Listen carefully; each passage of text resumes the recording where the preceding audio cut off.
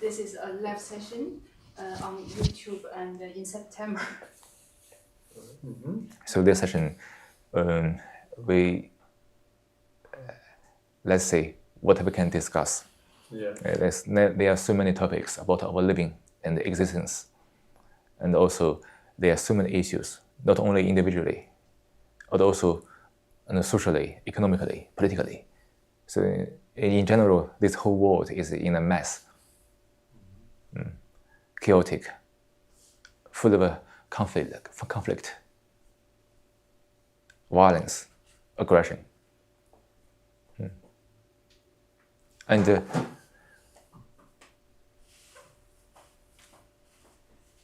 also this great confusion of the whole world. People are so deeply confused about their living. Life becomes utterly meaningless.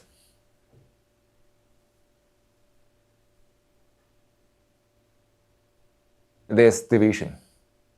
There's contradiction.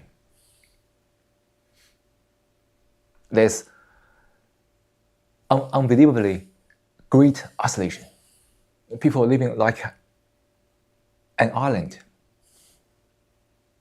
There's this disconnection from everything.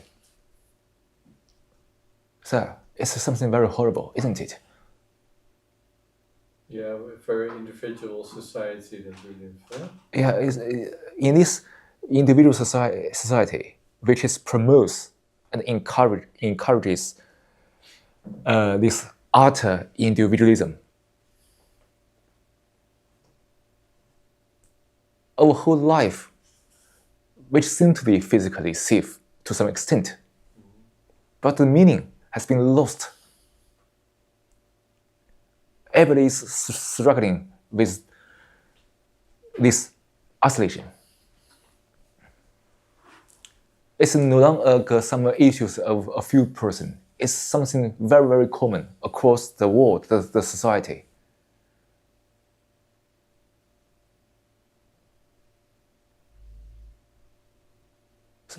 So maybe we can inquire into this question, which might also point to the fundamental things of the humanity.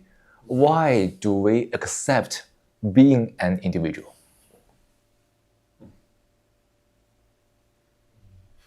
Why do we accept being an individual? Yeah, why do we accept that?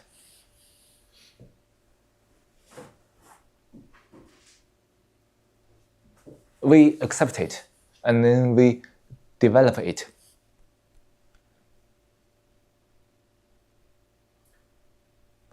What does an individual mean? It's when you're separate from others. From the rest of existence. Yes. So you identify with your body, with your thoughts, with your behaviors, all the things. Your everything. You like or dislike, your possession, and your position, also your fame, your salary, your property, and all that. And I think also the main thing we learn is the highest thing you can achieve is autonomy, to be completely autonomous and free. But so when we accept the individual as beginning, we are trapped. But we don't accept that perhaps we are already free. Why do we are trapped first, then to find a way to be free? Mm-hmm. So why do we accept this individuality? It's convenient. It's easy. And it gives us some level of certainty or security, quoted security, whether it's really secure or not is a different thing. Why do we accept that and feel that we are ourselves, or we are other people's life has nothing to do with us? Yeah, I think it creates a feeling of freedom. So I'm free, I decide myself what I do, what I don't do. So is that freedom or not? Thank you for pointing that topic. If it's real freedom, yeah. Yeah, whether it's real free or not. So as an individual, I can do what I want. I can choose what I want. First, we don't condemn it. That's the general phenomenon of the human behaviors in this utterly individualistic society. So when I do what I want to do, and I can choose whatever service I can use, what do I feel? Is that feeling is freedom? Or is that illusion of freedom?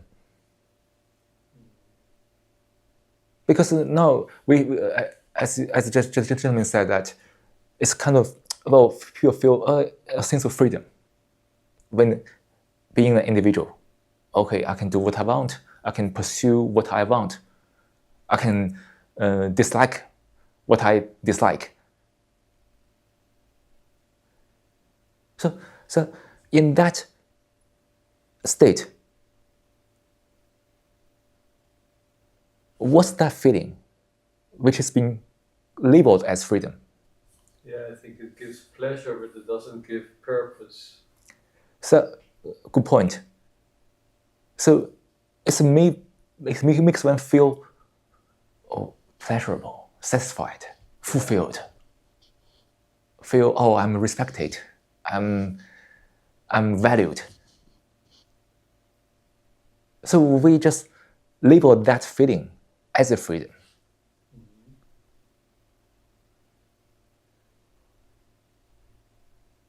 So it's a knockoff of the real freedom, isn't it? And that feeling, it's so attractive. We don't condemn it. We don't say, it's of course the freedom. We're searching for freedom outside of ourselves, not like inner freedom. So in a trapped state, the mind is looking something outside for freedom. Yeah, it's a conditional freedom. It's conditional. But conditional freedom cannot be free because it's conditional. Yeah, that's why. So you point out the contradiction, right? When the freedom is conditioned, it's not freedom.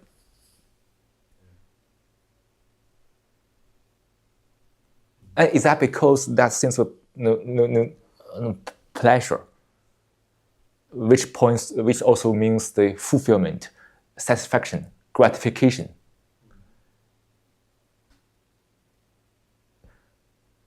trap the mind into the individualism? Is that so? So the pleasure is so dominating. And when the mind is in that pleasure, it feels fulfilled, gratified, and misunderstand it as freedom.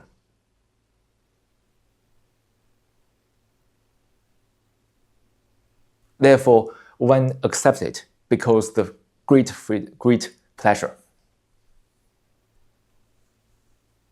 Last one, great pleasure. So when one accepts the individualism, one actually is dominated by pleasure. And the whole society, the whole world is promoting that. Promoting pleasure in various forms as a freedom. But we need to see the fact. What is the consequence of it? Yeah, I think people also mix up pleasure and happiness. Yeah, as if happiness can only be achieved through pleasure. That's not only illusory, but also very wrong, totally wrong, right? So the mind is dominated by pleasure. And it has great trouble, very great trouble. If the pleasure has no issues, nobody will be like this now. But when the mind is taking pleasure, seeking pleasure, the mind will encounter its opposite.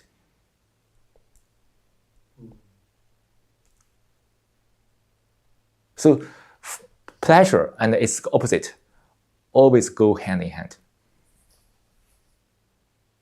Kind of dissatisfaction. Dissatisfaction is one thing. So the other thing is the great fear. Fear of losing that. A fear of losing that, a fear of not achieving, fear of not becoming.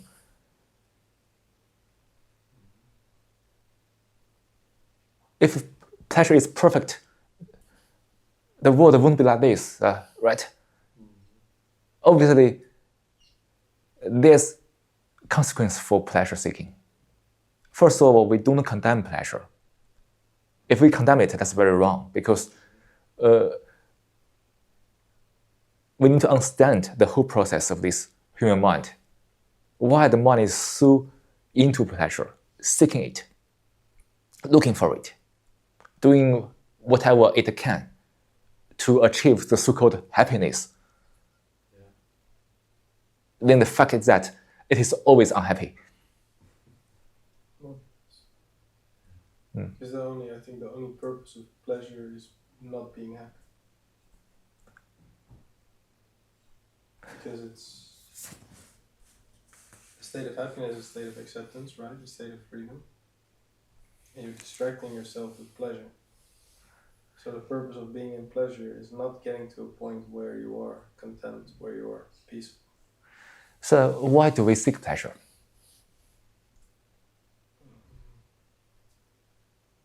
Because I think reality can be very intimidating and scary. So it's for escaping. It's for escaping. Yes. So to seek pleasure is to escape from the actual. From everything. And when everything becomes more and more deteriorating, seeking pleasure becomes tremendously important. Is that so? Because? Tremendously important for people to escape. To run away from the reality. At the same time, in that escape, one creates more issues to the society, not only to himself, also to the whole world. So at the same time, the whole world is more and more deteriorating, and people begin to escape more and more into pleasure. And in that escape, everyone makes more issues, not only to themselves, also to the whole world. It's a trap. It's a loop. Yeah, in a way, because you're not really taking responsibility. I mean, you see issues, you see problems in the world, but then you go into running away from that instead of taking part in the solutions. And in the running away, the people will contributing to the world, unconsciously with their issues.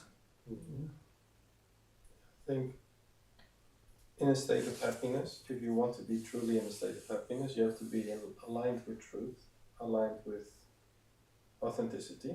Yes. And if you are not in a state of truth, you are not. So if you're in a state of pleasure, you're denying truth. Of course. And you're denying your intuition. And, well, I think pleasure is polar. So you have pleasure and you have pain. So you're in either of those two, and you're just bouncing between pleasure and pain. Yes. But actually, when you stop bouncing and you accept authenticity and you accept truth, you land up in the middle, and it's stable, it's still, because truth is timeless. Yes, sir. It's boundless, and when you reach that point, and when you can truly accept it, that's where you can find peace. Yes, sir.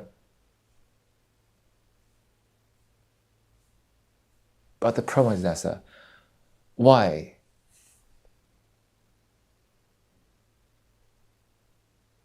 one cannot face the actual?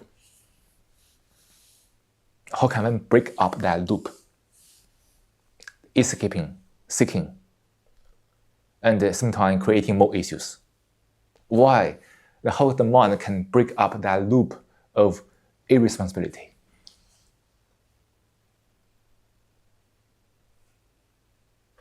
Yeah, I think because we have the feeling that it's too big So if we try to come up with solutions to participate in that, then it seems like it makes no sense because the problem is too big and I cannot solve it on my own. So first of all, sir, we need to look at this issue. So what is the relation between me and the society? mm-hmm. Is the society outside me, or I'm society? Because it's rather easy for one to think that, okay, society is outside, it's so big, or so many things. It's something that I'm separated from that society, which is, again, you're standing outside of it. You're putting yourself outside of the society. And then it's again the continuation of the individualistic thinking, right? Being individual. Okay, society is outside, I'm here, but everybody is society. And everything, okay, society is there. Every point to that. But what is society, sir? Where are we? If society is all beside us, what is society? What is us? So can we perceive that very convenient self-deception? We are society. I'm society. So actually you're saying that the awareness of self and the perceiving of the world through the self and not through the perception of being part of the world, from the world, is creating this division. The self is society, isn't it? Self is? The self is society. The me is society. Because society, what is society, sir? Society contains various thinking patterns, people's behaviors, or culture, tradition, and all that stuff. And all that stuff are all thought processes only. And the thought processes are running in the head, in the brain only. So therefore, everything is here. If I'm totally aware of this and be free of all the patterns,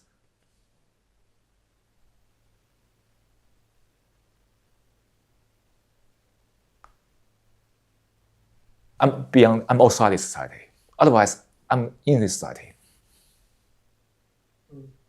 It's interesting because in Dutch society, the word for society is living together, samenleving. So that's, I think, the main thing of the society is that it's something that we do together, something that we're experiencing togetherness. On the phenomenal level, society means people are together. Yeah. But which means that there's no division, there's no contradiction. People are naturally together.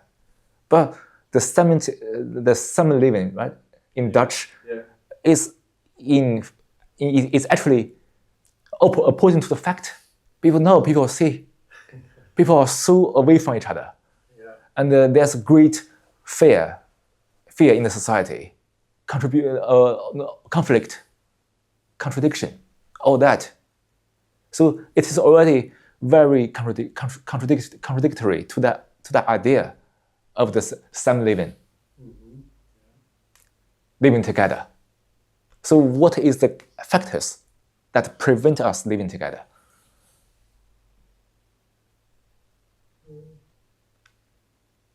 So when we really understand that, so we are the society, everything is around my head.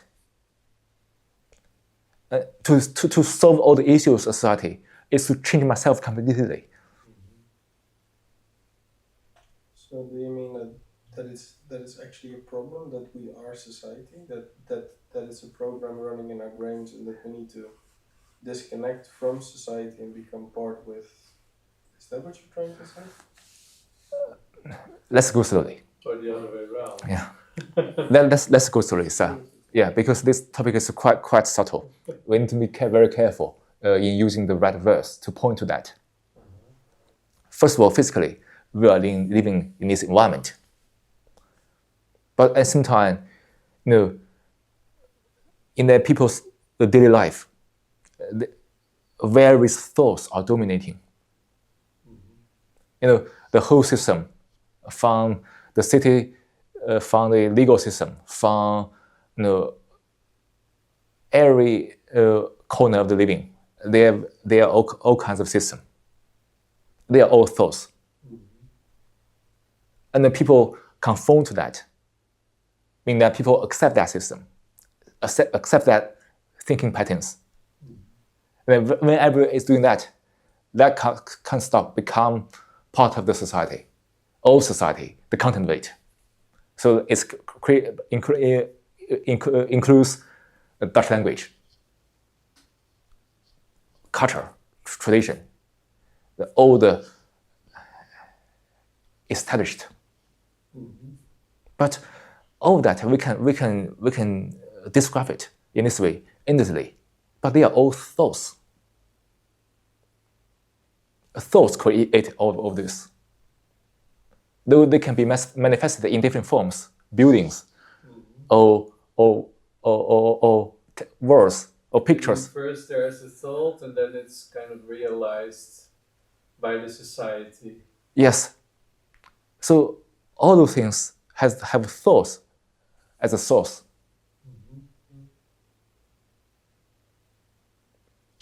And when I live in this society, I don't realize this. I merely conform to the society patterns. That's most people are doing, actually. Accepting, conforming. At the same time, the mind creates an illusion that I'm here, something is outside. But I'm not aware of that. I accept the patterns of those. Everything is running here. And when I'm conforming to that pattern, and when everybody is doing that, see the result. So there's endless conflict between people, contradiction. And in that conformity, the people become more and more divided. Because people have different thoughts. Different thoughts. They believe in their thoughts. And the society is based on individuality. And people identify themselves with the thoughts. There's a sense of a great self-importance. And believing thoughts are most important. And thoughts are always divided, aren't they? They are infinitely divided. Become something smaller. There's no two thoughts are the same, actually. That's why when people think that thoughts are part of me, part of the self, and worship thoughts, and this behavior is also, this pattern is also the pattern of society. Yeah, I see it in a small scale with one of my best friends that really had different thoughts and ideas about society, and I really felt like disgust, like we're not, can we still be friends if we have such a different ideas, such a different thoughts about society? No? But then I realized, but he's my friend. So nothing has actually changed. We can still be friends. We can have different thoughts. Oh, cool. Yeah, the question is, were you friends with him, or were you friends with your conception of him, of your belief, Exactly. of your rational construct of what your friend was? Yeah. Because your construct of yourself was deemed appropriate to be with the construct that he is, but it's actually not two authentic, pure beings that are connected. Yeah, instead of connecting only with the ideas, that you think, we have the same ideas, so we are friends, but no, So it's not so important. We are probably too quick to bring in too many topics. But I think it's like a small scale. we can respond to that later. Yeah. But the thing is that just perceiving that the older things running outside is running inside me. So to really change the society, not to depend on anybody else to change. They won't change at all, right? Can I change myself completely? When I change myself, I change society.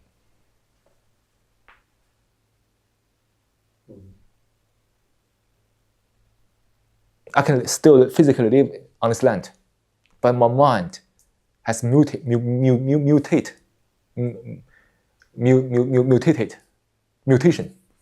gone through the mutation. That this disordered pattern of the society is totally eradicated from here.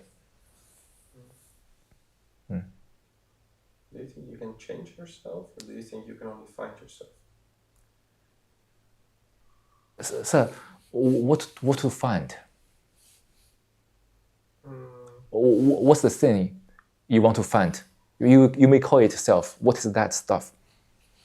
Well, it's like if you peel away the beliefs, society, patterns, if you peel the onion away to the core, then I think what is left is self. So what if there's nothing inside? So what if there's nothing inside? When you peel off all the things, you keep peeling layers, and at the end there's nothing. it's nothing. What will happen to you, sir? Well, I think I came to that point where I was just awareness. I was just aware. That was the only thing I was, awareness. But there was I had no body, no thoughts, no beliefs, no. I was just aware. That was it. I understand what you mean, sir. So when we have nothing to find, do we? Nothing to find. Just awareness.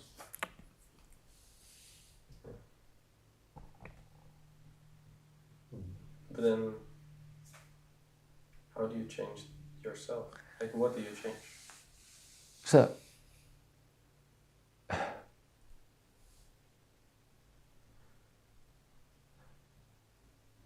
to change oneself completely is to observe all the patterns one is trapped in. In that observation of all the traps the mind is in, the mind has transformed itself. Yeah, you can change your behavior, you can change your thoughts, patterns. Also, I mean, through that becoming a different person. I mean, that's come to mind, be free of any patterns of thinking. Any. When the mind is doing that, the real change has taken place. It demands one's tremendous observation to free the mind from any patterns, any. The very doing that brings about the real transformation unwittingly. You don't have to do it purposefully. But when it's really committed to is to clear all the patterns of thinking. But so look at the challenge here. The whole society is worshipping patterns. That's something very, horrific. But can the mind be free of the patterns? The speaker said that when the mind is in a pattern, the mind is Tao. Well, are you free of a pattern when there are no patterns, or are you free of a pattern when you are fully aware of the pattern? Pardon, sir? So, are you free of patterns when they don't exist, or are you free of patterns when you are fully conscious of the pattern and you willingly and consciously choose to live with the pattern? If you have the choice to reject the pattern or not, and you choose not to reject the pattern, and you are fully able to reject it, but you choose not to, are you then free? Just wait a minute. What is that entity to do the choice? What is that entity that makes the choice? That's a good question. Depends on if you believe the awareness that you are, if that has a will or not, or if that's also decided by other patterns that make the decisions. So that's why we must be careful about this. What is that entity that makes the choice that I can live with the pattern? Inquire into that. That's a very important thing. We need to find out. Otherwise, what is the ghost behind it? Yes. Yeah. I think the step before that is to recognize that you have a certain pattern. Yes. We can see it from other people very easy, but to see it from yourself, your own patterns, it's harder to recognize. It's difficult. It's very challenging. It demands careful penetration. So, is that entity that makes the choice is also based on various patterns. And those patterns say that, I can live a life with a pattern. Therefore, everything is still entangled in patterns. Can the mind be aware of all the patterns choicelessly? It's not a choice. So, the real observation, awareness is not a choice. When there's a choice, awareness is not. That's something very, very straightforward. When there's a choice, the awareness is not. Because who is the entity that makes the choice? When it's really aware, is there an entity at all? So when there's an entity, it means that there's no awareness. So we don't need to focus on the choices that we make, but more focus on just recognition of seeing your patterns. Yes, so you can put it that way. Otherwise, we still trapped in this division. This or that, like this, making choices all the time, splitting up things. Yes. That's what I do. Like whenever I make a choice, I don't see it as a mistake or a good or bad. It's just the experience. Life shows me what is happening, and if I'm aware and conscious, I can see a pattern, and then I can decide whether I want to change that.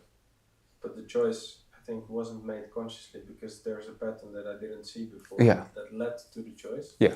So I need to not judge the choice or see it as a mistake. No, judge it. But actually just be aware of it. Yes. And see it in a broader perspective. Yes. Understand the pattern. Yes. Then decide whether that is a wanted pattern.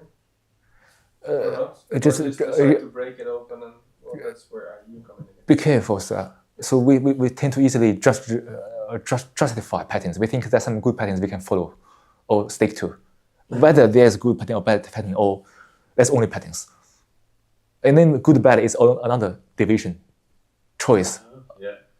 See the fact, sir. So if you go to the supermarket, you want to buy some milk or choose some different brand of apples or banana, that choice has no issues, right? It's something, it's fine. It won't hurt you. But here we mean the choice psychologically. Yeah, you mean it's still not coming from a place of authenticity and a place of truth when you're using a pattern, because it doesn't come from intuition. It doesn't come from. Is that what you mean? Observe it, sir. The speaker says that, but can you observe it?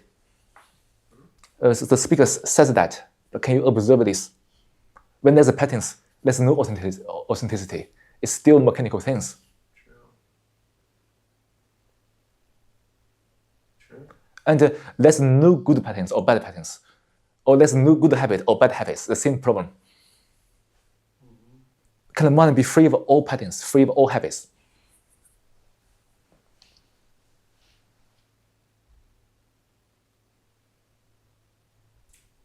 So can I ask you something? Please, sir. What is the most effective way to be aware of the patterns? So why do you ask that question? Because it seems that there's a desire behind it, because it seemed to the speaker that there's a desire behind that question for something. Why do you ask that question, sir?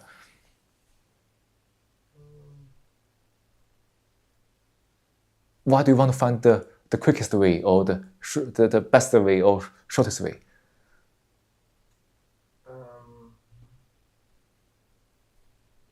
Do you want a result? Well, I guess sometimes we were talking about pleasure earlier. Yes. And about pain, and we were talking about being, maybe like you said, led by patterns. Yeah. Being led in a loop around the truth. Therefore, it's not true. Oh yeah, and we're kind of being deceived by your own, like your patterns. You're subconsciously being diverted from the truth, from your essence, from your authenticity. Yeah. And I think I'm trying to find, maybe not the way or the fastest way, but just a way to get to be aware of those things and to find the self. And perhaps you have a practical insight that could help. So as we said earlier, so when one is peeling off all the things from outside, there's nothing inside.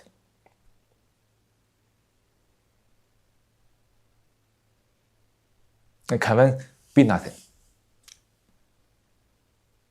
Can one simply be with what is? That's to say, can the mind simply be quiet?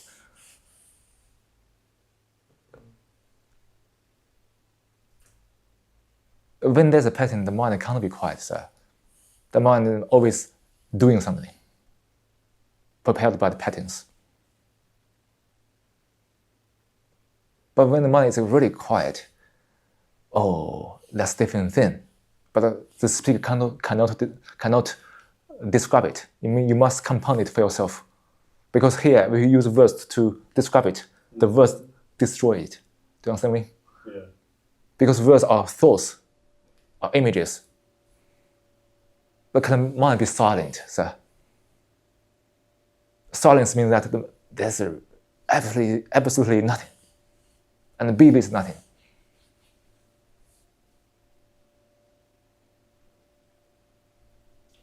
Do you mean that the mind is silent, or do you mean that your attention is not being grabbed by the mind? That you're not being chasing thoughts, but they're just there. You're not focused on that. So can the mind compound a state where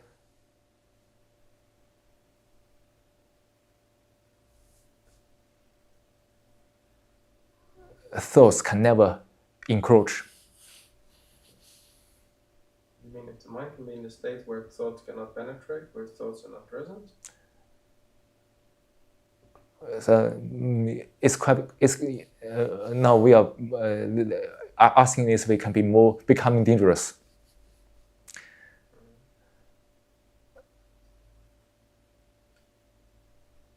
Can the mind compound a state where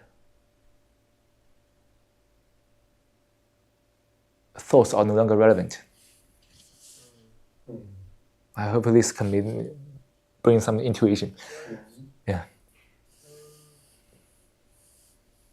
Yes. Can the mind be in that state? Can the mind be that state? So the thoughts are not relevant, and the thoughts will stay in the right place. Sometimes when you have a feeling of bliss, kind Perhaps. of inner peace, Yeah. and then you feel like the thoughts are more falling off. Falling off and they're not relevant. And when you need to drive a car, you need thoughts. When you need to prepare some food, some thoughts are needed. That's fine. But other than that, when there's internally, can the mind compound that state, where everything, the thoughts are totally irrelevant.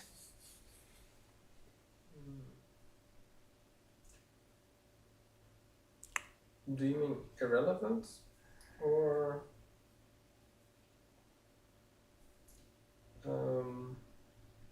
So most of the time, when you don't judge them as good or bad, when they can just be whatever they are? I mean, it's beyond that, sir. Beyond that even. Yeah, because when you still want to be a very judge or no judge, the mind is still very active.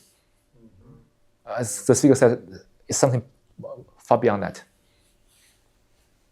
Where you actually just dismiss thoughts as being irrelevant. Yes. Sorry? When you actually dismiss the thoughts Yeah. as being irrelevant. It's just You just let them come and go. It's relevant.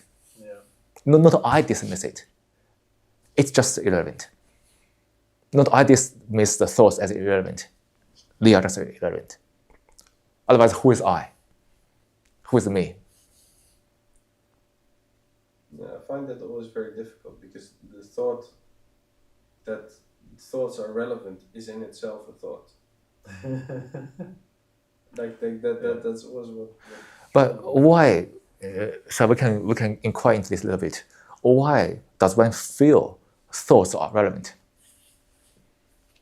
Why does one feel that thoughts are relevant? Yes, are relevant. Why?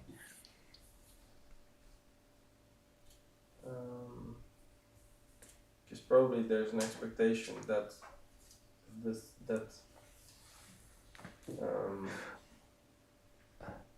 those thoughts present something that we have to think something about, judge in a certain way, or act in a certain way in order to be allowed to be ourselves, or to be in a position where we are, to accept ourselves, or to something like that. First of all, sir, we don't condemn thoughts.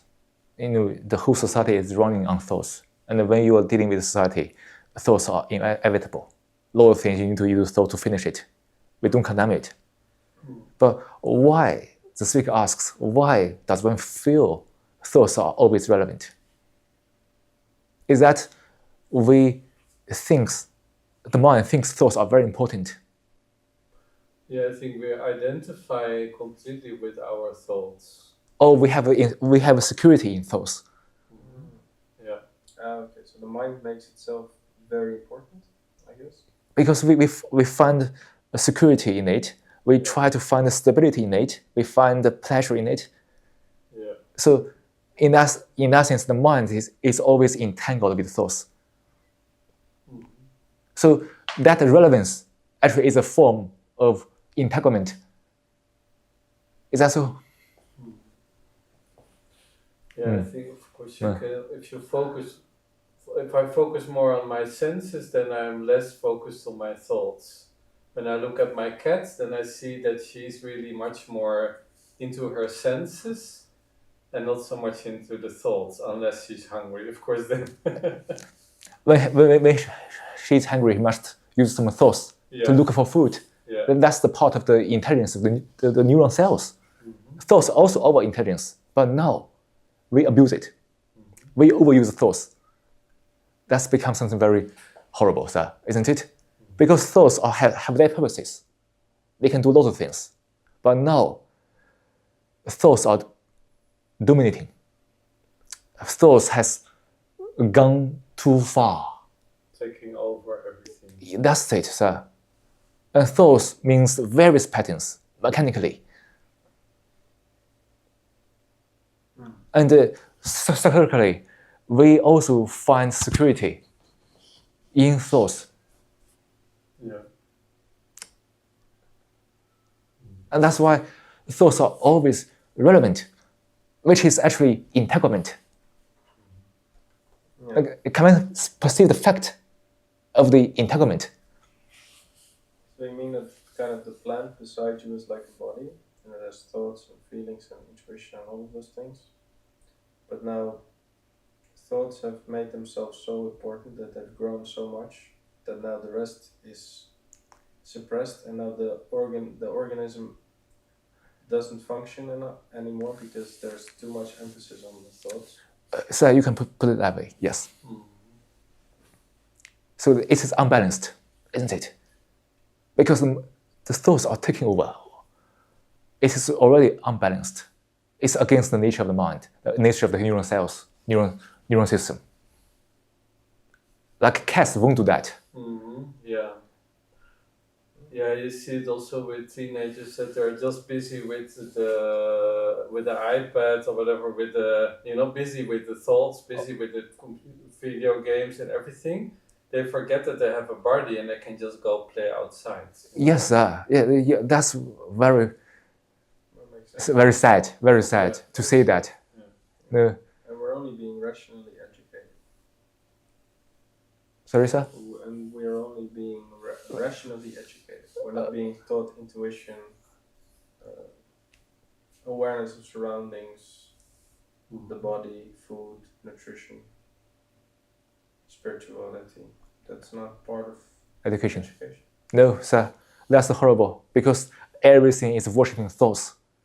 The whole system, including the education system, is crooked, it's unbalanced. So, sir, can we see the fact of it, the truth of it, or the Christ of it? Can the mind come back to balance? How do we do that? Observe, sir, deeply aware, which is no choice, as we said earlier. Observe all those, penetrate all those carefully, without any option. So you're saying that because there's balance in the thoughts being overly important, then laying more importance on all the other senses is very important, and then because the mind already thinks it's important, it's strong enough to make its way up anyway. Like it'll take its space anyway. Oh, sorry? Is like you mean like the mind is so strong and has a dominant position in our being? Yes. That when we focus on everything but the mind will always find its way to a position where it's present, because that's just how strong it is. So it's good to focus on everything but the mind and to just keep the mind quiet. And whenever the mind is needed, it'll come up. Is that what you mean? So you can put it that way. So can one find back this balance? So the thoughts are very capable. But now we have overused it. The human beings are watching it. So that all the people are trapped in thoughts. As we said earlier, being conditioned is a thought process, so, isn't it? We said conditioned freedom is not freedom. Because conditioned freedom is thought, is not freedom. Thoughts are never free. That's something very true. Can one see it? Thoughts are only traps. Yes. So you're saying freedom only exists absent of any thoughts or any patterns? Yes, sir. Makes sense. So can one compound that state? Can one let the whole neural system back to balance? Then thoughts will function in the right place. Not in this way. We do everything we can to enhance that worshipping. The ego is the result of that, isn't it, sir? We worship thoughts. Thoughts are taking over everything. And that in thoughts, there's a center. The center is me, the ego, the one who makes choices. Back to the question we inquired. What is that entity to make the choice? See the pattern, sir. It makes me think a lot, yes. Come and be free of all that. But as soon as you're going to do something, then already the mind starts thinking, right? Sir. Not necessarily. Well, because to prepare for doing something, you have to make decisions. Sir. Choose. Or that. I understand what you mean, sir. Actually, to do something demands tremendous care. But nowadays, our life is too careless. We have done too many things that are unnecessary. It's actually when the mind is very quiet, silent, doing something is very cautious, very careful. But see, sir, everybody is so restless. Controlled by patterns, keep doing. It is still the condition of the excessive thoughts. You mean doing less with more care? Yes, sir.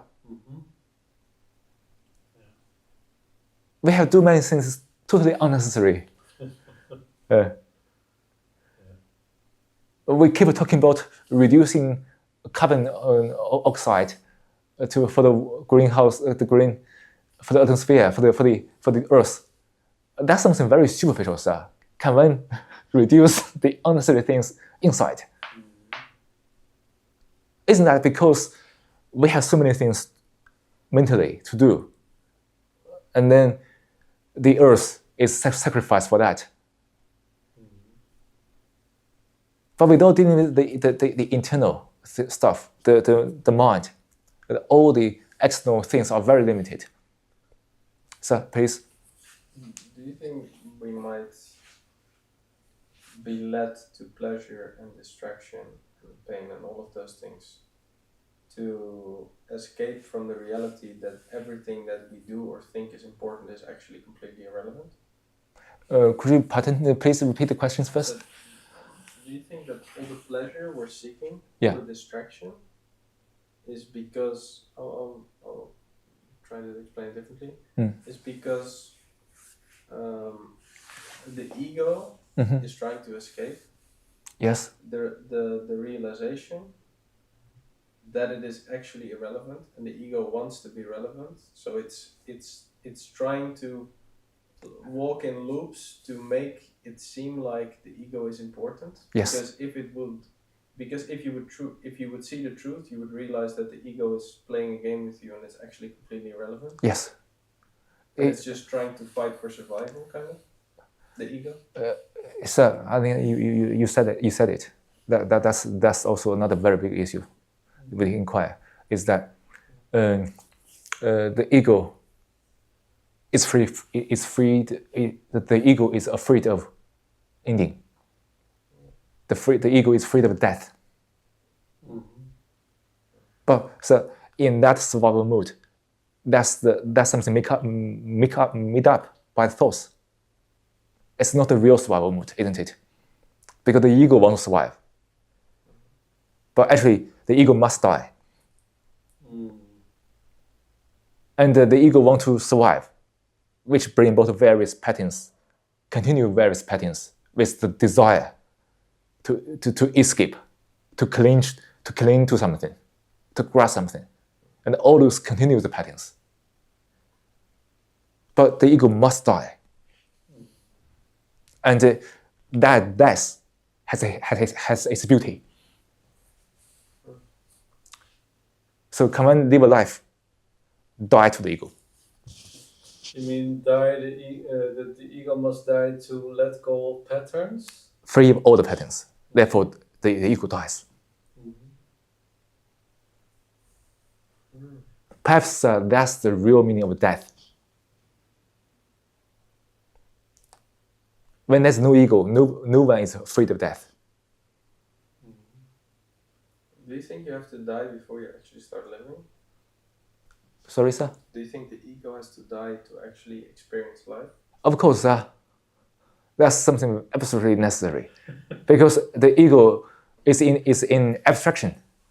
When the ego is controlling the body, everything, life is in abstraction. There's nothing to experience. They're all thought process. But when there's no ego, the real life starts. And each moment is experience. Never the same. You mean you step more into the real experience? And that real experience is not thoughts. Now what we mean the experience is something we want to seek, to fulfill, to satisfy, to be happy. To achieve a goal. To achieve a goal, something like that. But when the ego has gone, real life is experience. We don't need to seek it. It's never the same. So to die is to live, sir. And there's beauty inside.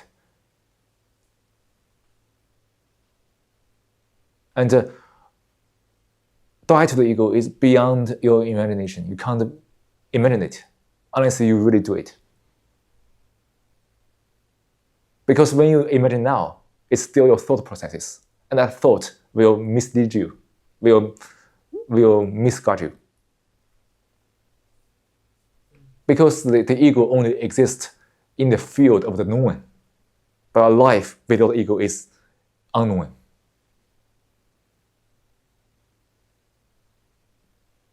Yeah, I think I have experienced Occasionally, state. yeah. Yes.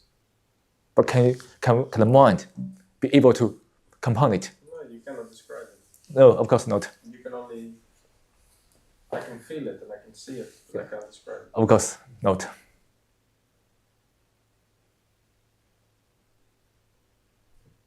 Yeah.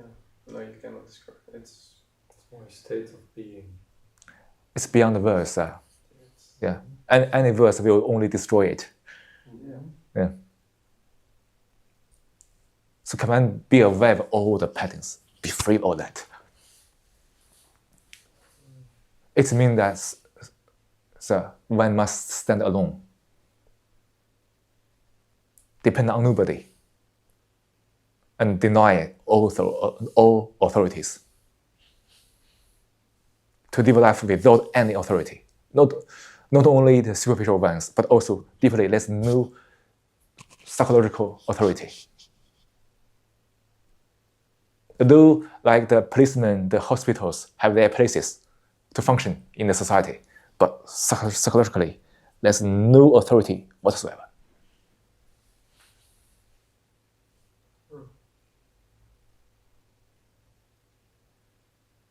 Any psychological security, any psychological authority is a trap.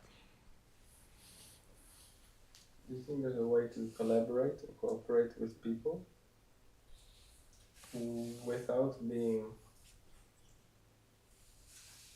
while being solitary, or not solitary, but actually being? So we need to. Without ego? So we need to look at this issue in this way. What is preventing the collaboration between human beings? Is that ego? When that's ego, the mind is in the thoughts, and thoughts are divided. There's no possibility to have this solidarity. Well, what I see as being, Yeah. like collaborating with someone. Yes. Is being together in a room with people, right? And I think my thoughts come from a place of higher intelligence, or whatever you want to call it, when I'm not thinking.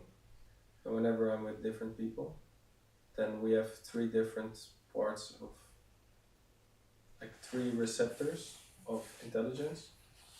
And when we're together, then we can receive more intelligence than when I would be alone. I understand what you mean, but still, in that environment, can the, well, maybe it's not the right word, can the supreme intelligence still functioning? So only when three people together, for example, as can the supreme intelligence of each person are still functioning in that group? I think only when we perceive as one, when we become one.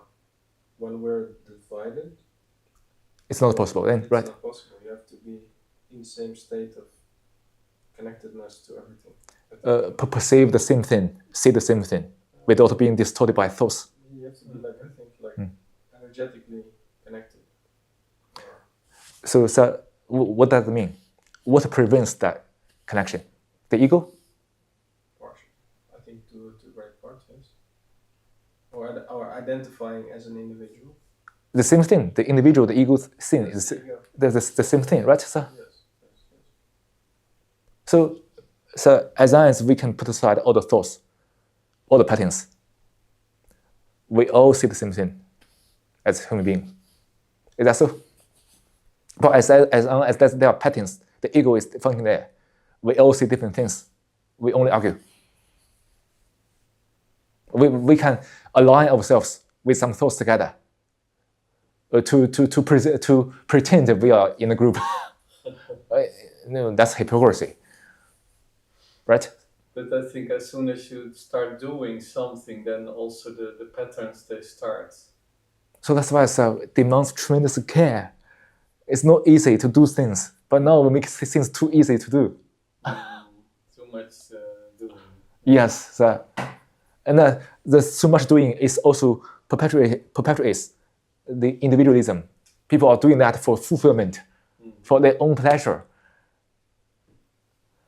And life is still problematic, in trouble. So, as we said, as a human being, one must stand alone. And when one stands alone, one can observe all those. But aloneness is not loneliness. No, only when we are alone, we are together, we can really have the physical contact. And people can't survive as a single entity. But now the society can make that possible to emphasize the self-dependence and so on. So when we are all alone, we are together, then there's a natural physical contact. There's natural care, support, goodness. The society won't be like this, so individual, so isolated, like nightmare. Well, not just with people, but you feel one with everything, with the plant, with the wall, with the lamp, with everything. Everything is together. Even animals, all the things. Yes, sir.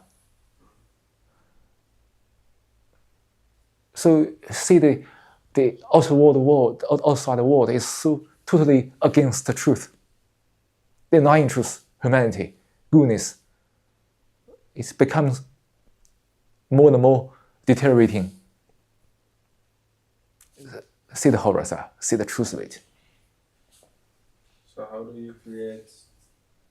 you fight division on a societal level? Sorry, sir? How do you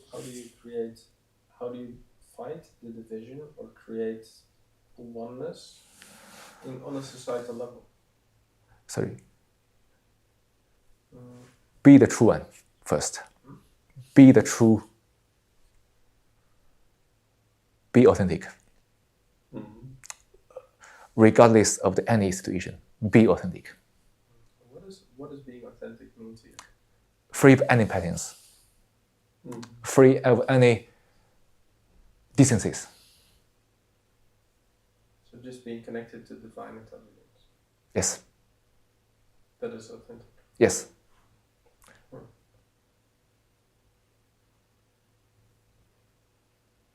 So when one is doing that, one feels that this society is very dangerous, very, very. It's monstrous. When you live a life totally being authentic, without any conformity or imitation, this society will be against you all the way. Take that for granted.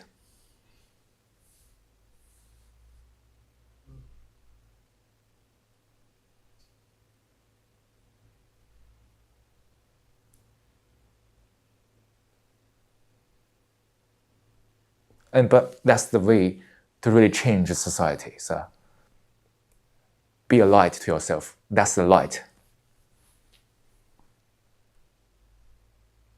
Everything what is taking place superficially are all denying truth, based on various deviations, deceptions, kindness, worshiping the thoughts, and various ugliness and hypocrisies. Various ugliness. Oh. Yeah. So see the fact of it. Don't condemn it. Don't have emotion about it. Don't judge it. See it. See the fact of it. See there's no options to be authentic. Being authentic is never an option.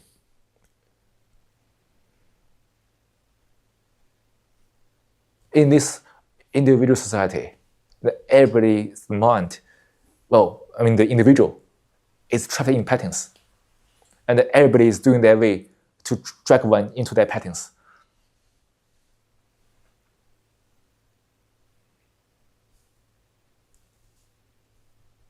And in this context, how can we make friends? I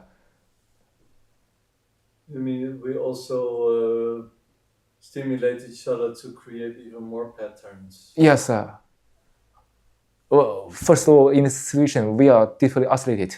As human beings, we need to connect. But all people are in patterns. So we are in a dilemma to need connection, but all people are pattern living. That's why we can't find a solution. Everyone is in fact is unapproachable. At the same time, deeply as human beings, we need a connection, and that's the contradiction. But socializing with those people who are patterned, it's very dangerous. So you're actually saying that people are trying to build a relationship with themselves before they think they can have a relationship with someone else, but actually because they're trying to build their ego, they're actually preventing themselves from truly and authentically connecting to other people. Yes. That's why. So when we really in physical contact with them, our nervous system can't stand it. We can verbally say, okay, I can accept you, but deeply, the whole nervous system is fighting against it. So that's why nowadays it's difficult for two persons to meet, because everybody is in their own patterns. The whole nervous system is fighting. It's actually like what you were describing earlier with your friend, that you had a friend first, and then you decided, then you were thinking, are our egos compatible to be friends?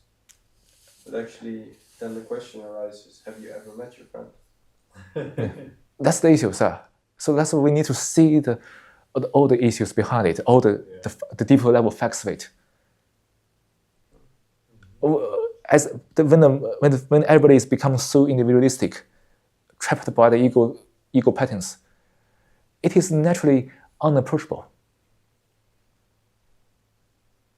But as a human being, physical connection is something natural. Now it's becoming impossible, difficult, almost impossible. See the fact of it, see the urgency, or this kind of great dilemma of it.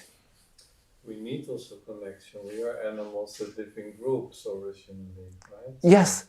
Sorry? Our natural behavior is in groups. So we need to be in a group. Efficiently. Yeah. But the ego, the thoughts, destroy that. Well, perhaps we don't even need to be with others. Because when I'm by myself, I think some people can be, because they're so preoccupied with their mind and thinking, that they're so much identifying with their ego that they feel lonely. And then actually when they are with other people and they think they connect with people, that's pleasure seeking. They actually use the other person to connect with themselves, because for a moment when they're with someone and they're truly seeing that person, they're no longer identifying with the ego and with their thoughts. So actually they think that they are not feeling alone because they're with someone, but actually they are not feeling alone because for a moment they're not with their ego. It's easy. Actually, Yes. They are actually in that moment technically alone because they're not with the other person. No. They're just connected to everything. That's just an escape. It's an escape to be with someone. And then when they leave the person, then they're feeling alone again, because then they start identifying with their ego. Yes, sir. That's it. That escape is still a form of pleasure. Yes. So, yeah, so that that's the issue. Physically, sir, people need to to form together to survive. Yeah. But psychologically, can one be alone? We need to mix this distinction. physically, for physical survival. Human needs this society. But nowadays society is more based on the thoughts. It's a different one already. But psychologically, can one be alone? And life will become simple, peaceful, harmonious. Well, I mean, we're affluent enough as a society to live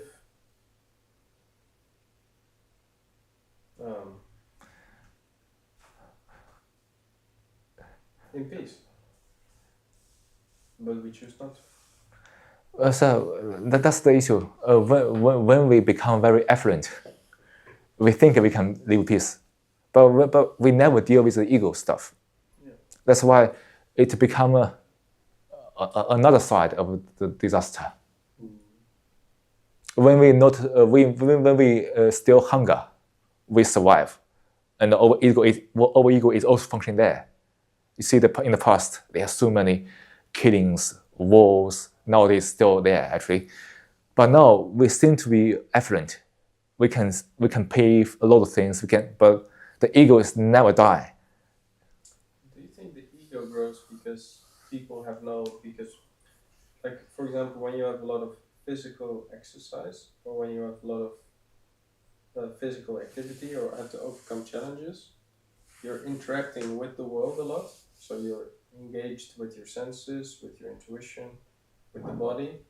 But do you think because there's an absence of physical challenges, an absence of survival challenges, that the mind has a lot of food to grow, and that's why it just grows out of proportion? So you know what I mean? Like all the other muscles are so little trained. Yes. And there's so much energy in the body that the energy has to go somewhere. Yes. And it just escapes to the brain. Yes. And it explodes. So what is that challenge? Why do we lack that challenge? How can we find back that challenge? In the absence of the need for survival, you mean? Yes. Well, that's a good question. I think you need a purpose.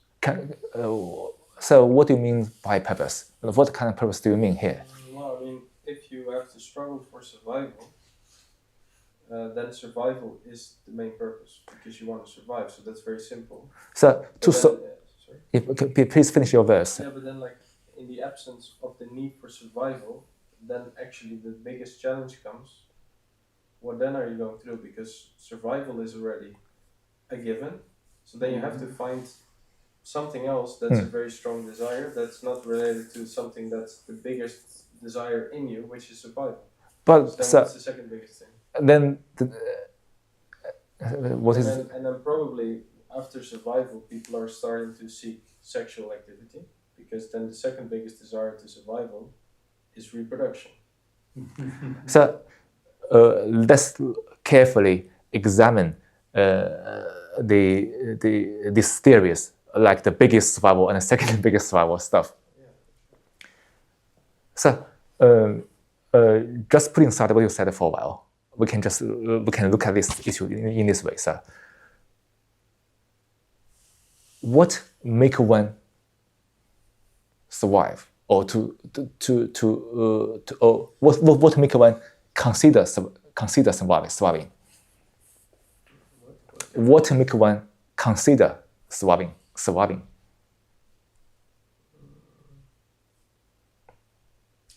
Well, probably a feeling of importance of self, which is ego. No, so in that case, that survival is an illusion, isn't it? Now we don't see that illusion. We see already the survival thing for the ego is an illusion, because it's a thought processes. But I mean, actually, what makes one consider surviving? I think caring for our bodies is a survival thing, no? When we don't want to die, so we want to take care of our body.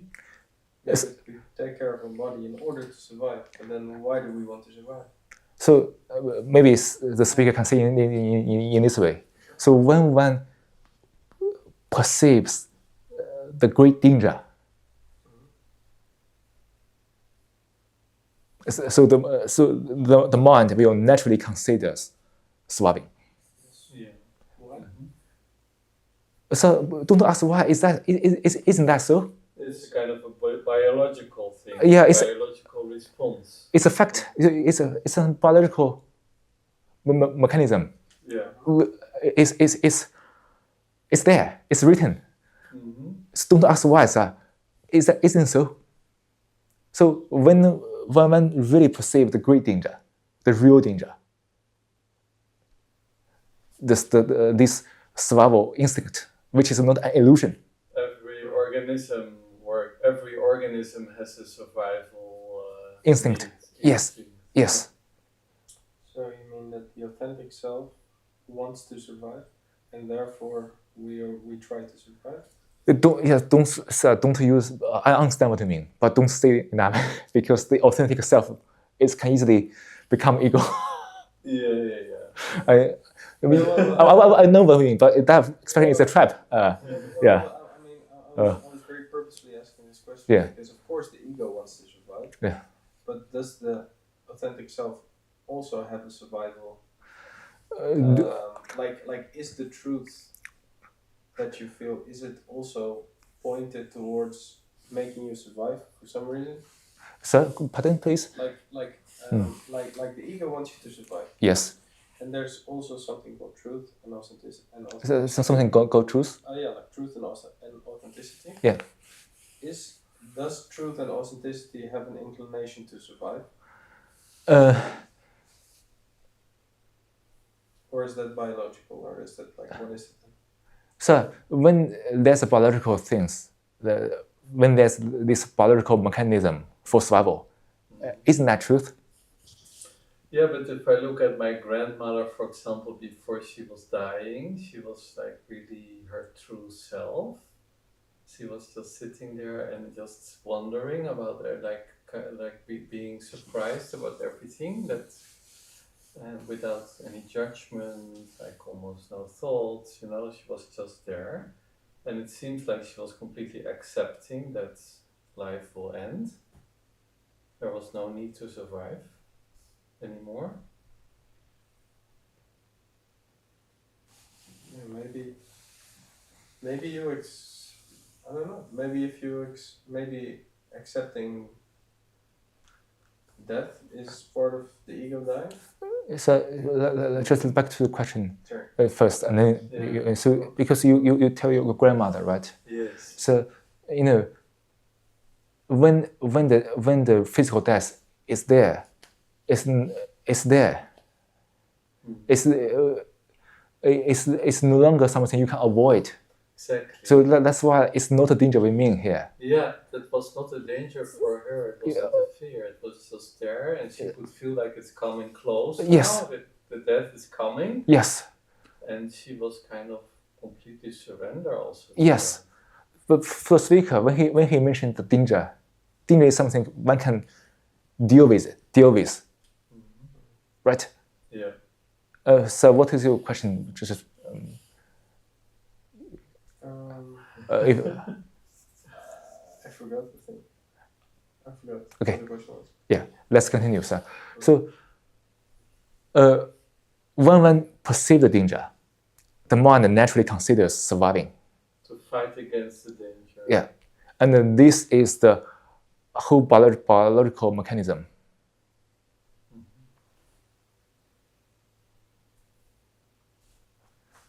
So, what makes us not perceive danger?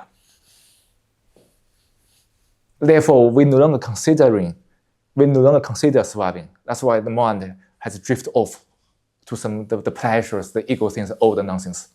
Mm-hmm. What does the mind not perceive danger or the need for survival? Is Yeah. that your question? Yes. Mm-hmm. Are we really away from survival now? Are we away from survival? Are we really away from survival in this modern time? Or actually, we are still very close to survival, but we don't perceive the danger. I think we're always like in a kind of survival mode most of the time. We're all the time in a kind of a survival mode all the time.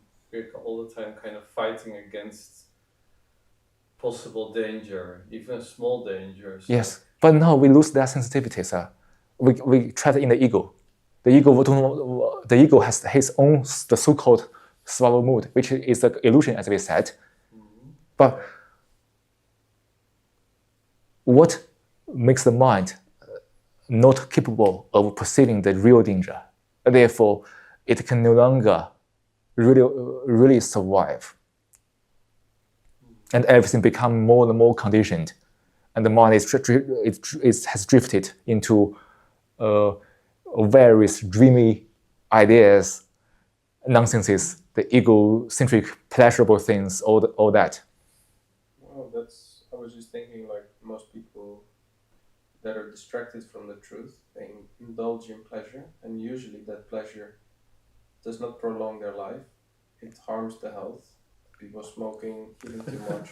Yeah, well, eating too much, of course. Having all sorts of unhealthy habits, so that cannot be in line with the survival mechanism, because they're actually doing the things the opposite, that kill them. Yes, the ego is killing the real life.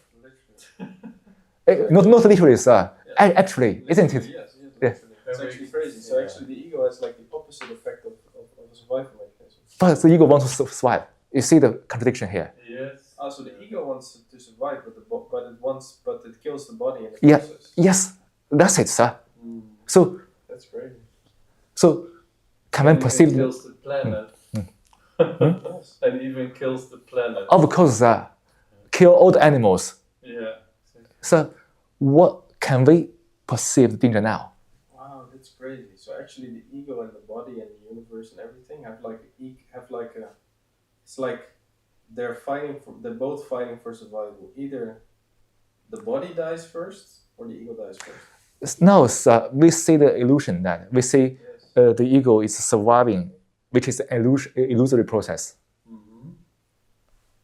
Wow. And the ego, as we said, is from this abstraction, brought about by thoughts. Can we perceive the danger now? That's the danger. The real danger. We don't need to starve again, to have no food to starve, to feel that. Not necessary. Can one feel the danger now? That's the real danger. That's the real threatening to our physical life.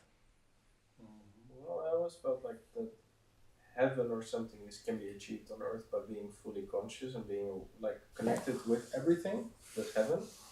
But then hell or the devil is actually your own ego then, because the devil is the destructive force. So deal with it. Perceive the danger. Then your natural physical survival come back. And everything has become very clear, practical. No longer in various illusions. And pleasure seeking finished. We don't need to starve again to feel that survival stuff. But the mind, which is not lazy, which is really diligent to observe, perceive, see the danger of it. And then this natural survival instinct comes back, sir.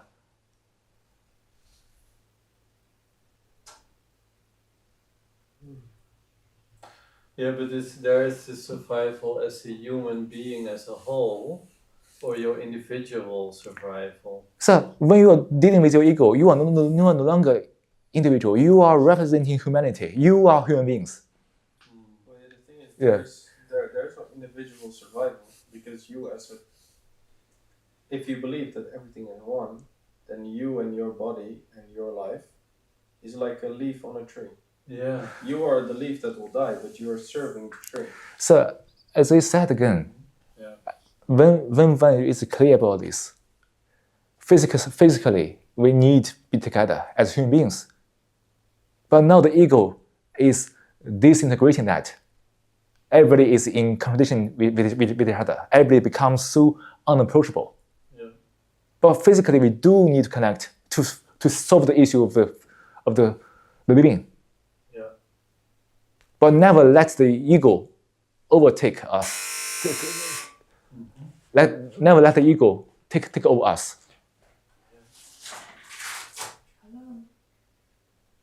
And now the ego is killing us actually. So that's why I said, in the ego, being a human, stand alone psychologically. And then the natural physical connection with human beings is there for physical survival. But now the whole society, the whole environment is preventing that.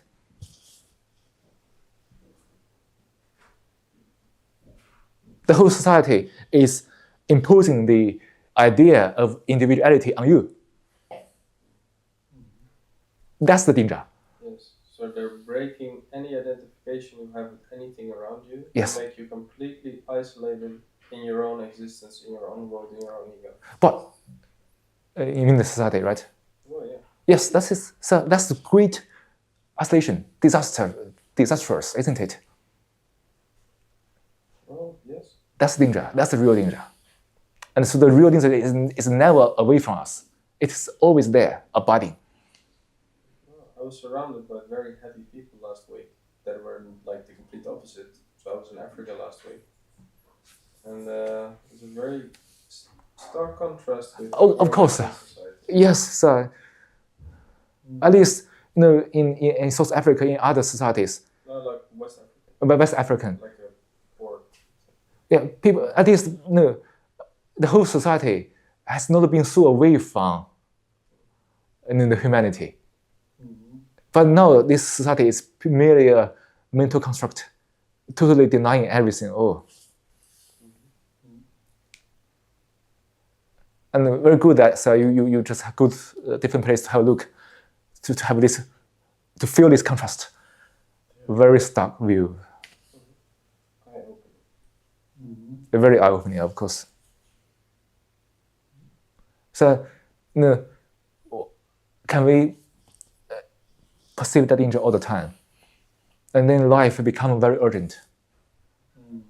Because we need to deal with the danger, the ego stuff, the things that imposed by the society, which is monstrous and the mechanical patterns.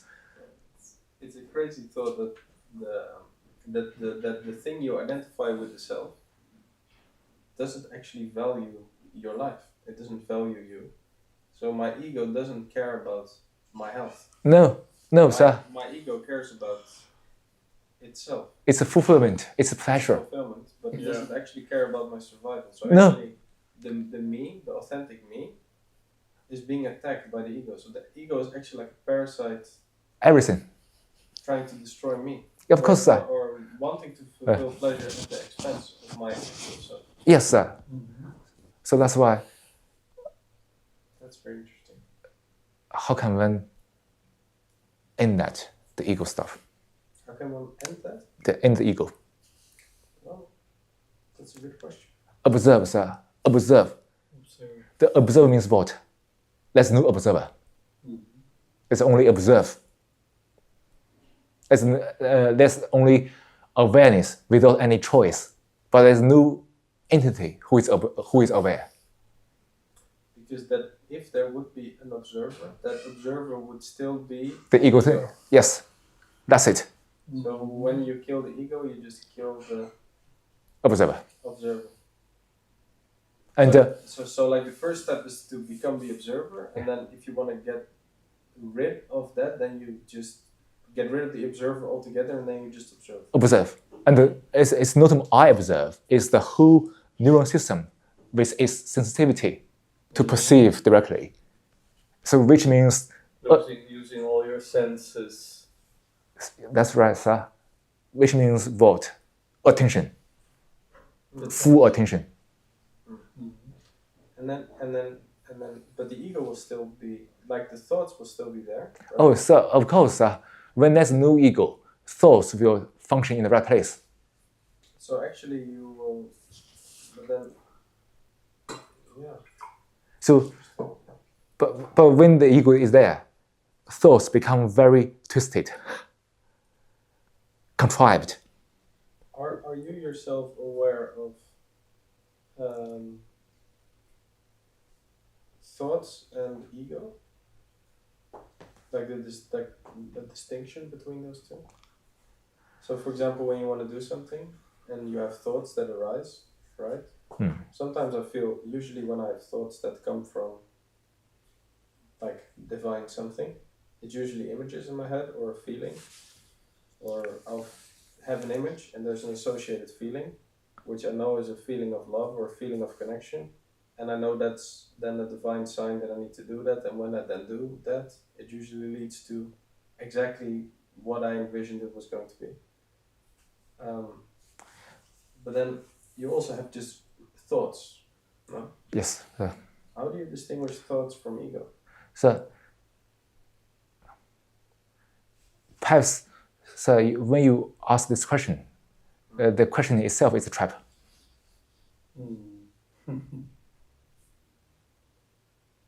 Perhaps. So How? when you observe everything without any choice, the ego is not there, sir. You don't need to distinguish anything. But what matters is you do it. Does that mean? Yes. Because now, if you ask that question, it's still an analytical process. Yeah. Should I not, should I, blah, blah, blah. That's it. Because otherwise my ego. So that's still ego. Of course, yeah, of course. When you are aware completely, totally, without any choice means totally. Then, yeah, I had that a while ago. Like, I was in a situation normally I would think, but now I was just fully in tune with all my senses, and I just saw the situation, understood the situation, and then I knew what I had to do. Like, I didn't think. It wasn't something I would normally do, but I knew it was good, and I knew I had to do it, and it wasn't a thought. I just knew. Is that what you mean? And that comes from a place of unknowing. Of knowing. It's not thinking, it's knowing. It's like you're connected to an intelligence. Like, you are right, sir. So you cannot describe it. It's just you just know. You can put it that way, sir. When you observe everything completely without any choice, you see the total movement of thoughts. Then in that choiceless observation, the ego is not there. And then the action is from your intelligence. So, and it's brand new. You can't think about it. It is suddenly come out. Perhaps that's the wisdom to deal with all the issues. So the real solutions come from the mind. It's not trapped in the ego. So the action comes from the total intelligence of the human beings. And then thoughts will stay in the right place to function. But the source of the action is from the intelligence, not from thoughts. Because thoughts are, and then if the action is from thoughts, that's the ego thing. So then you mean with thoughts, you mean more like thoughts would be like doubting, like should I do this, like the ego? And do you mean with thoughts that come from intelligence, they would be more like ideas, images? It's not like an inner conversation, it's more... It's like things that come to you. It's like an image, like you're sitting on the couch, you think, what should I do? And then from the intelligence, you see a vision of a harbor, for example, or a word comes to your mind. It's more like ideas that come from your subconscious instead of doubts. Is that what you mean? So back to the question we talked about earlier, is that when the mind perceives the danger, which the danger is imminent actually, there's action. No matter what you do, sir, the ego can easily come back. That's the danger. So when the mind is perceiving, observing all that, there's action from that total observation to deal with the ego thing. At the same time, you just don't know. The whole intelligence will provide the solution to the issue you really need to resolve. So it has to do with trust also. Trust that your whole system knows what to do. Sir, that's a very difficult thing for people. People don't trust. When people living on thoughts, they don't trust anything. And also, back to the question, when the thoughts are dominating, there's no trust, sir. The thoughts will tell you that you cannot trust the system because the ego is trying to survive and trust the system kills the ego. So then your thoughts will say that you cannot trust because it wants to survive. Yes, you can see that, sir. And also, sir, thoughts give people certainty, confirmation. So people seek certainty, which is also pleasure. Yeah. But to trust the whole body means that the mind must be stay unknown. But that's the difficult thing because the ego is based on the known. The ego is based on the known. the known. Yeah, yes, knowledge. Yes. Knowledge, yes. But the real intelligence is from the unknown. Or from the all known. Unknown is the free of knowledge. Yes. So the real intelligence has nothing to do with knowledge. Then knowledge has its place. Like driving a car, for example, or prepare some nice dish, or doing whatever. So knowledge has its place, but the intelligence has nothing to do with knowledge. Mm-hmm. But people are so trapped in knowledge because the known have this certainty. Yeah. But actually, when the mind can stay unknown, that's the trust. Trust the whole neuron system.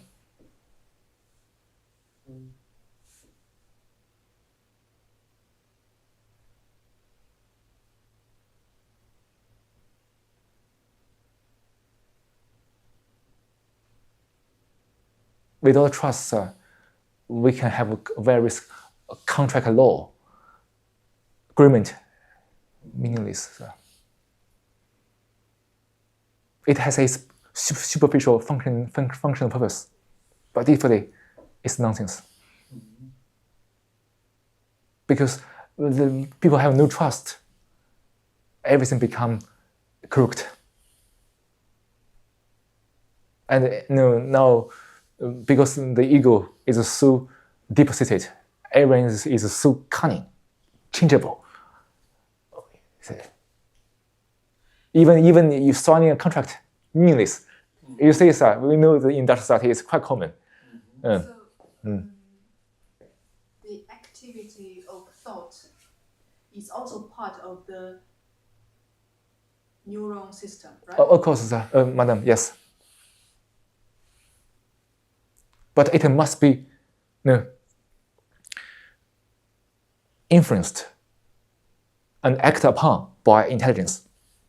Otherwise, thoughts will go crazy. Then action is out of intelligence. Yes. Using thoughts will be It's also actioning, but it's also acting, but without the distortion, without being distorted by the me. The intelligence initialize the action, and the thoughts will function in the right place to facilitate the action. Mm-hmm. Is that make sense to you, sir, madam? But it's not that round. Not okay. My action found thoughts, then all the ego things is there. Yeah. Because in social life, there are many things which still needs people to think properly. But don't be disconnected with intelligence. That's turned out to be very hard for many people, because thoughts are so engulfing, dominating. Mm-hmm. So with intuition, like either your whole body is driving and it's using the thoughts for guidance sometimes. Sometimes, yeah. And otherwise, the ego is driving the car. Yeah. And it's basically like a parasite driving your body. Yeah. And you're not in control. Yes. Mm-hmm. Oh. It's beautiful when you see the storks that they go in groups together. They know the way if they need to go to Africa or they have to stay in the Netherlands. The storks, the birds. The birds, yeah. It's this kind of intelligence that they have. They're not thinking like, okay, shall we go to Africa? Shall we stay? No, they just know what to do. Let's go to Africa. Why? Let's no toilet. Let's no toilet here. Oh, okay, that's a good idea.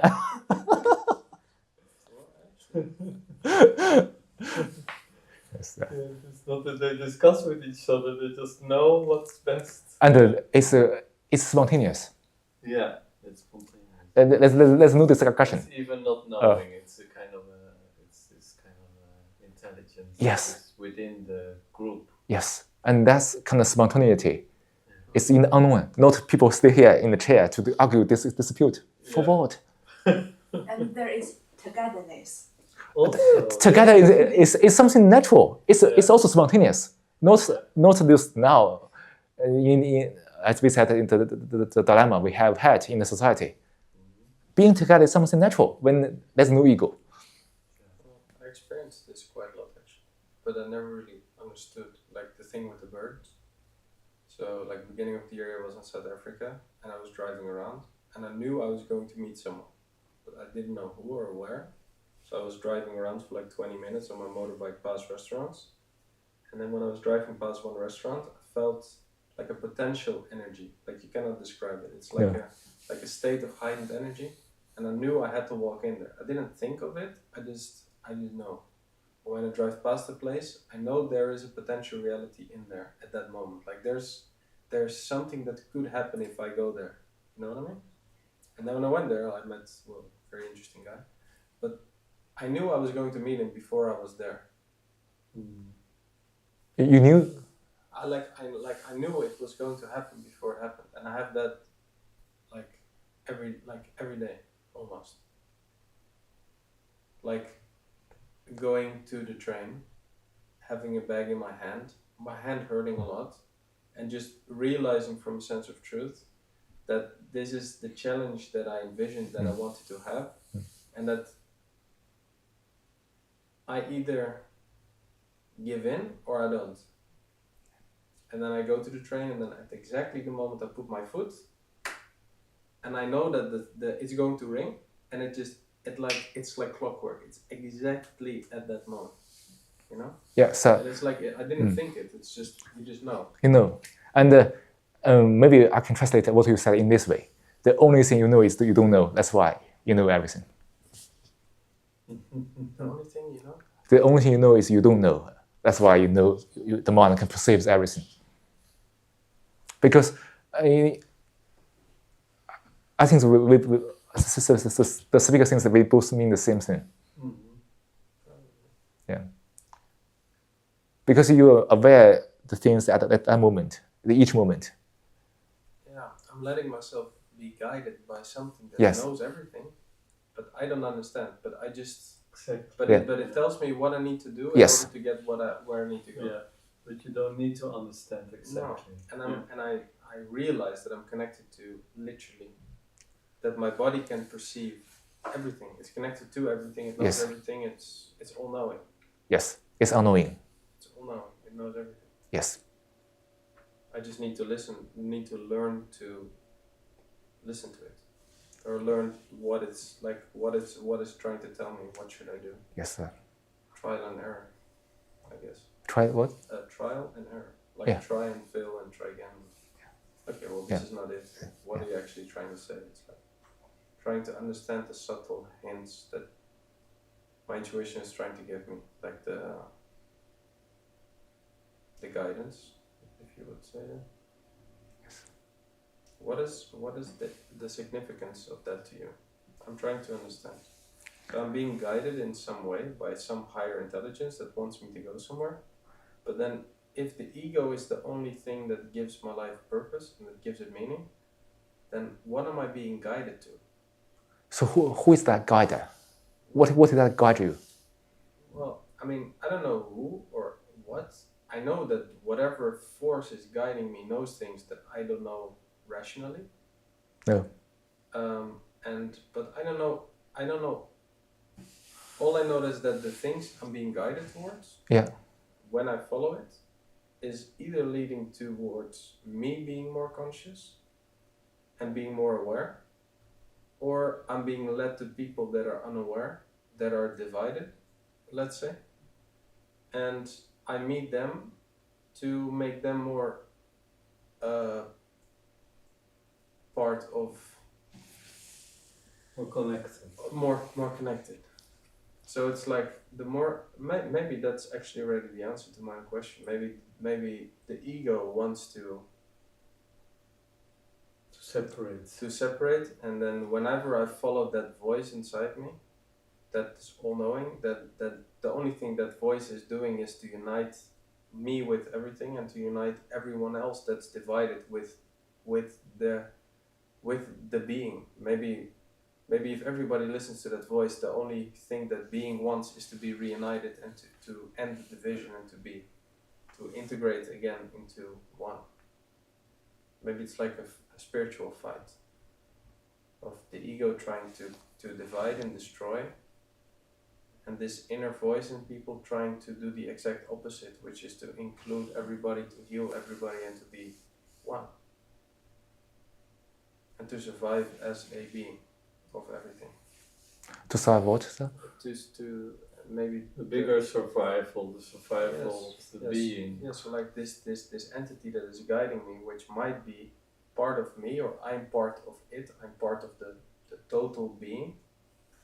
And maybe that being wants to survive, and it's sending, and it will survive as long as there's no as long as there's no division, because division kills it.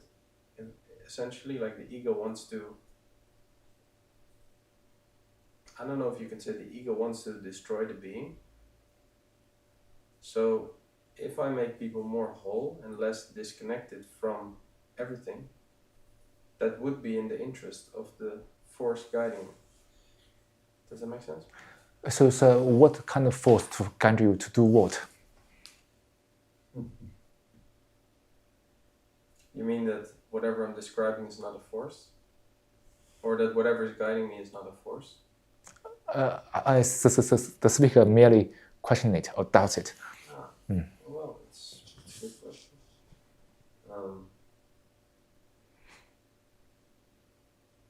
You don't need to change other people, right? Well, maybe not change them, but bring them into contact with whatever they really are, and which is what I am as well, and what the wall is and what the plants are, because we're all the same. We're just not connected to ourselves. And this, maybe there's like a uniting force and a dividing force. Oh, so does doing this give you some kind of meaning?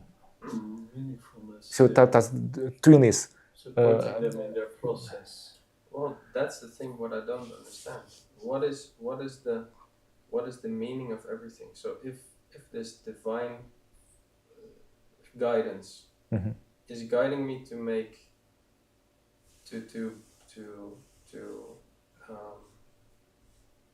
enhance consciousness in a way, to make people more conscious, to make people more part of the, to make the, it's like we're all light bulbs, but some are turned off.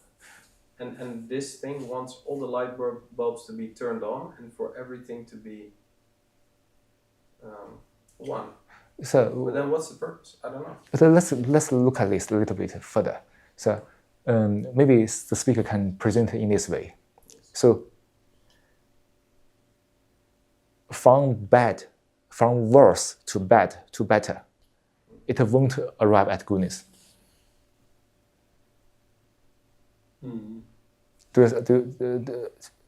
So I can, when somebody is very worse, okay, now it's bad, now it's better, but it won't reach goodness.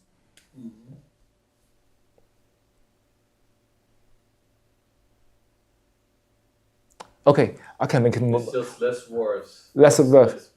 Okay, I can make people more connected, but we never end the distinction.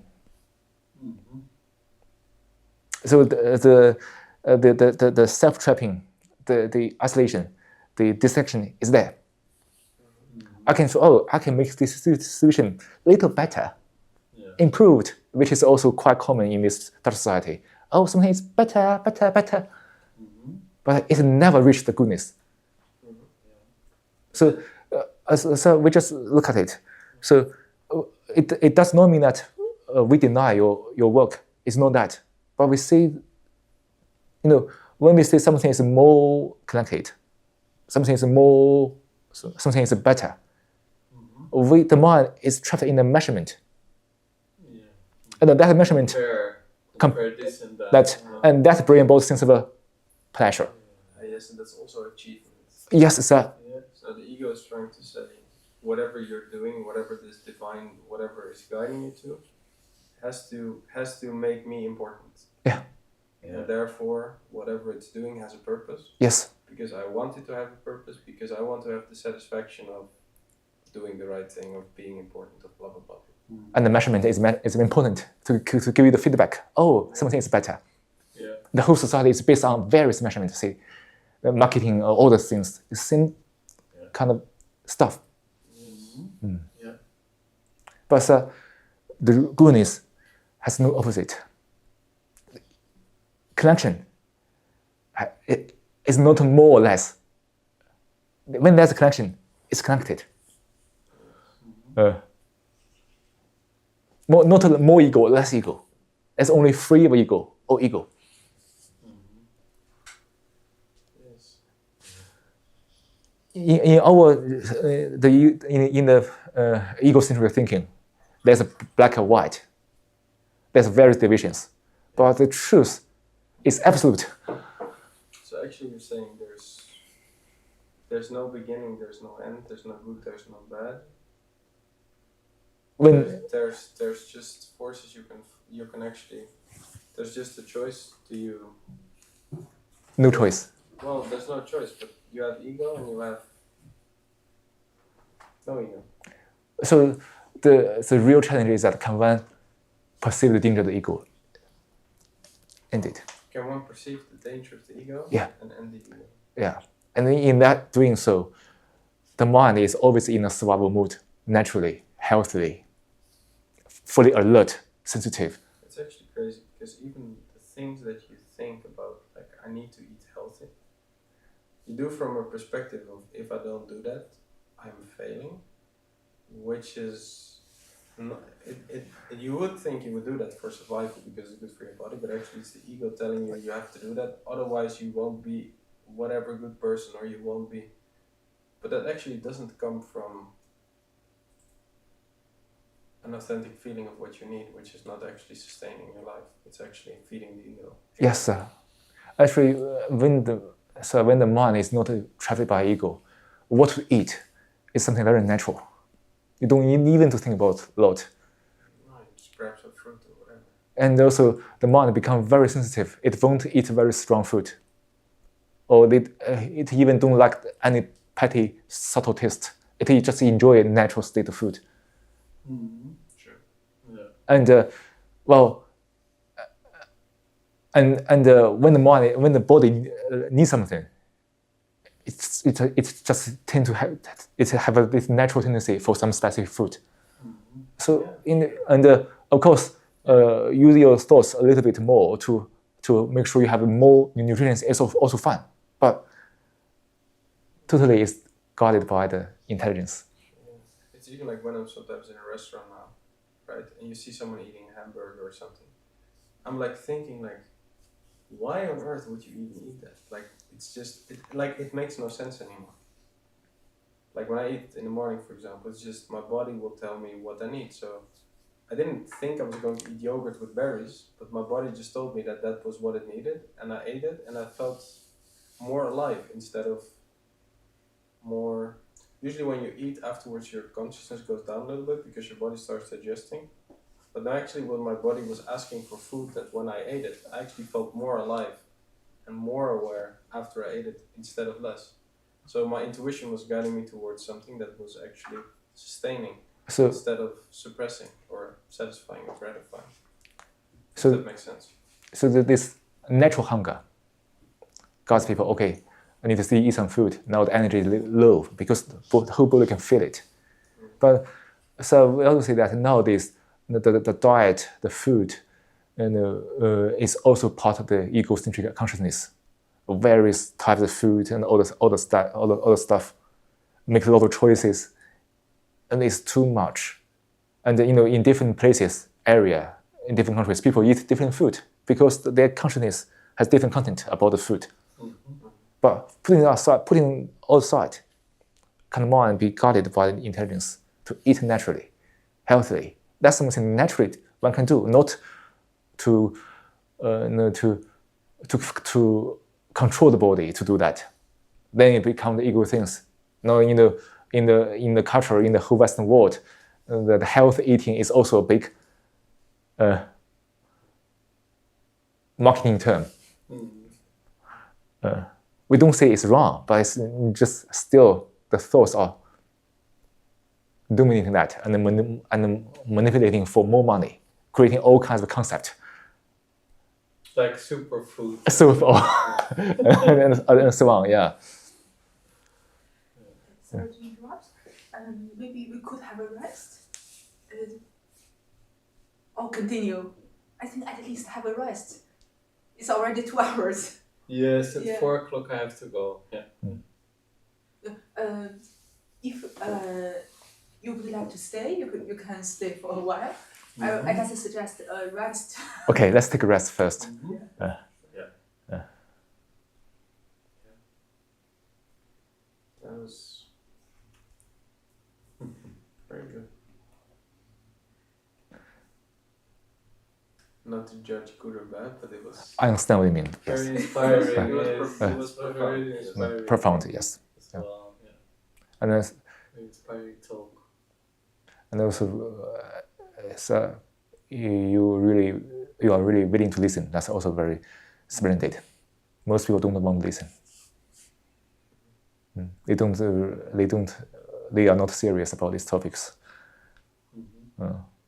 They don't eager to find out the real danger. The real danger is always imminent. So we are never away from the real survival.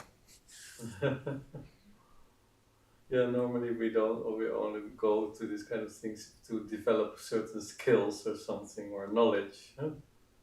We want to get knowledge, so we go to a talk or something. Huh? Go to what? To a talk or to a meeting, Yeah. just to get knowledge or to get skills. Still, the ego wants to fulfillment. Yeah, exactly. Not to just get inspiration. Get insight into all the issues we are going through. I was just coming here to hope to find the truth. I was just here to hope to find some truth by someone that might be more connected to truth than I am, which is apparently the case because I learned a lot. So you need to get rid of the comparative thinking. Comparative thinking. Yeah, truth is absolute. Compound it. You devote all your energy to find it, to compound it. It's not far from you, sir. It's not in India. It's not in China. It's inside you. It's here. Yes. Very much. Yeah. And you must be a light to yourself. You must be a light to yourself. Light? A light to yourself. Light. A light. Yeah. To let the intelligence guide you through the life. It's also the most difficult thing.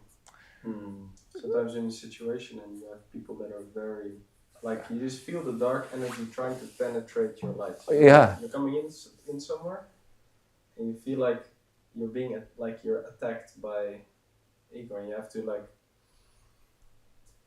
just breathe and still still have this stay connected to this truth and speak truth, and not be because it's literally I can visualize it's like dark energy surrounding you and trying to penetrate and dim your light and destroy your light and to take you over. Yes, let it come, flower, and die.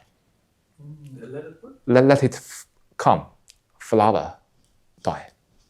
Yeah, instead of fighting it. Don't fight it. I mean, for the darkness, you mean? Yes. When it comes, fight the dark. when it comes, come, flower, die. And how do you do this and this? Just observe, sir. Just observe, non-doing.